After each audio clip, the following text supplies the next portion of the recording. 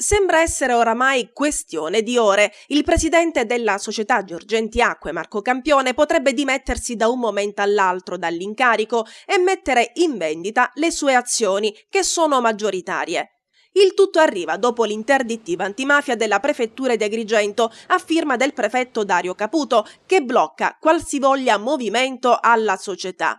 Come sappiamo, una società o ditta che vuole instaurare dei rapporti di lavoro con altri enti pubblici necessita di un documento della prefettura che attesti che non ha nulla a che fare con organizzazioni criminali. Adesso questo documento viene a mancare a Girgenti Acque e da qui la decisione di Campione di lasciare via libera alla società, facendo lui, dopo anni, un passo indietro.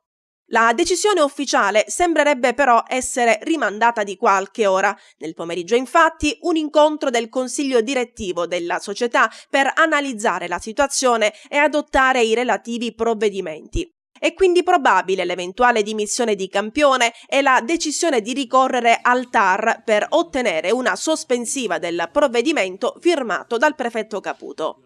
Intanto domani pomeriggio si riunirà anche l'Assemblea territoriale idrica, punto all'ordine del giorno la risoluzione per inadempienza da notificare a Girgenti Acque. Si parlerà ovviamente anche del provvedimento che ha colpito Marco Campione. È chiaro che l'ATI dovrà fare chiarezza e iniziare anche a pensare all'eventuale dopo Girgenti Acque.